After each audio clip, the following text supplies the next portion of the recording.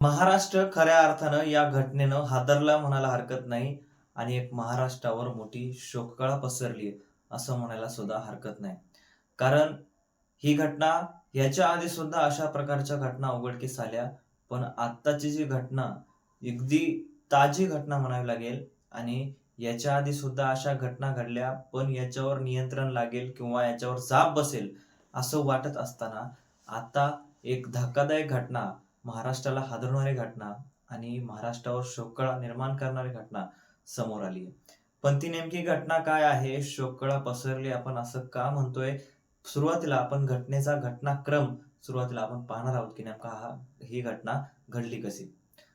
तर नमस्कार, मी रणजित. मुद्दा हक्काच्या या चॅनलवर तुम्ही नवीन असाल तर चॅनलला सबस्क्राईब करा. कारण आपल्या चॅनलवर आपण असेच वेगवेगळे विविध माहितीपूर्ण व्हिडिओज खास तुमच्यासाठी बनवत राहत असतो. मंडळी, घटनाक्रम ऐकायचं म्हटलं की आपल्याला सध्या अंगाचा थरकाप घटनाक्रम सांगताना किंवा ऐकताना होणार आहे.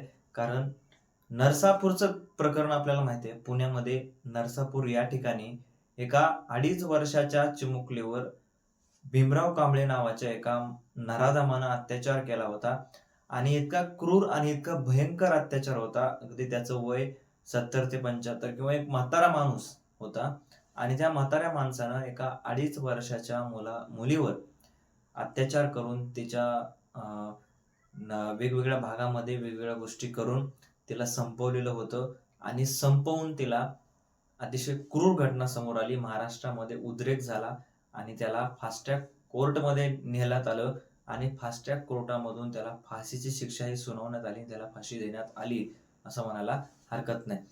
ही घटना तर पार पडली, मात्र अशाच प्रकारची दुसरी घटना म्हणजे आत्ताची जी घटना आपण ज्या घटनेचा उल्लेख करणार आहोत, ती घटना जुन्नर मधून समोर आली आणि ती जुन्नर मध्ये एका ठिकाणी 9 वर्षाची मुलगी होती. अगदी 9 वर्षाची मुलगी स्वतःच्या घरामध्ये टीव्ही पाहत होती आणि टीव्ही पाहत असताना एक गावातला एक मुलगा येतो. गावातला अगदीच 21-22 वर्षाचा तो तरुण असेल, मुलगा असेल.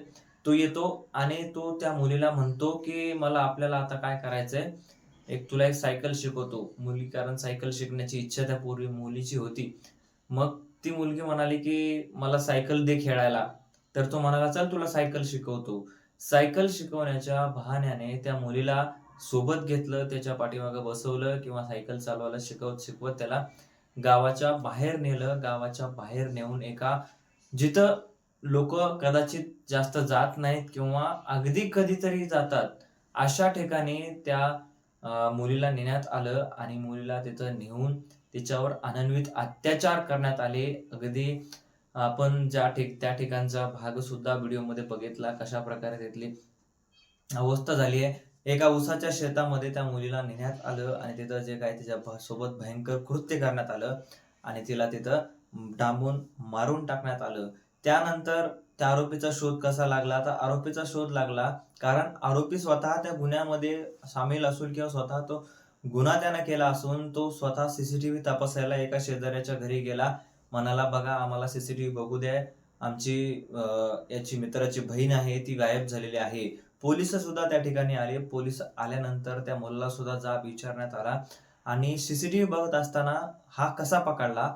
तर सीसीटीव्ही बघत असताना त्यानं सांगितलं, की "बघा, मी सुद्धा या सीसीटीव्हीमध्ये दिसतोय, सायकल घेऊन जातोय." त्यावेळेस त्या पोलीस अधिकाऱ्यांनी त्याच्याकडे शंकेच्या नजरेने बघितलं आणि त्या सीसीटीव्ही वाल्यांनी सुद्धा सांगितलं, म्हणजे सीसीटीव्ही ज्याच्या घरी बघत होते, त्या लेडीजनं सुद्धा सांगितलं, की "हा कुठेतरी मला शंकास्पद वाटत आहे. यानं कुठेतरी काहीतरी चुकीची पोस्ट केलेली आहे, म्हणूनच हा अशा प्रकारची कृती सांगतोय किंवा अशा प्रकारचे जे आहे ते काहीतरी नाटकं करायल्यासारखं बोलत आहे." त्यावेळेस त्याला पोलिसांनी दबोचलं आणि त्यांनी डांबून ठेवलं. त्यांना थोडी पोलिसांनी त्यांचा जो काही आहे तो 3rd डिग्री म्हणता येईल किंवा 2nd डिग्री म्हणता येईल, तो जी डिग्री दिली आणि त्यानंतर जो धडाधड त्यानं बोलायला लागला, की "मी अशा प्रकारचे कृत्य होय मी केलं आहे किंवा मीच तिला शेतात नेलं, शेतामध्ये नेऊन एका आडराने तिला अशा प्रकारची गोष्ट केली आणि तिला तिथं मारून टाकलं" वगैरे अशा प्रकारच्या गोष्टी त्यानंतर कबूल केल्या आणि कबूल केल्यानंतर अतिशय धक्कादायक गोष्टी उघडकीस आल्या आणि खऱ्या अर्थानं महाराष्ट्र पुन्हा एकदा हादरलाय. याच्यावर जाब बसायला हवा. अशा प्रकारच्या घटना, अगदी ताजी घटना घडली, त्याला फाशी मिळाली आणि आता नंतर 9 वर्षाच्या चिमुकलीवर पुन्हा एकदा अत्याचार होतोय. खऱ्या अर्थानं ही घटना चुकीची आहे आणि याच्यावर लवकरात लवकर निर्णय होऊन फास्ट ट्रॅक कोर्टामध्ये हे जाऊन लवकरात लवकर या आरोपीला सुद्धा फाशीची शिक्षा ही सुनावण्यात यावी आणि अशा प्रकारच्या घटना ज्या ठिकाणी खऱ्याच्या अर्थानं उघडकीस येऊ शकतात अशा प्रकारचं वाटतंय ना, त्याच ठिकाणी त्या आरोपीला जर तिथं दबोचलं किंवा तिथं जर तोडून काढलं, तर नक्कीच या घटनावर प्रतिबंध लागेल आणि लवकरात लवकर त्याला पोलिसांना सुद्धा त्या माहिती देऊन जर अशा प्रकारच्या त्यांना थर्ड डिग्री देण्यात आली, तर नक्कीच याच्यावर चोप हा बसू शकतो.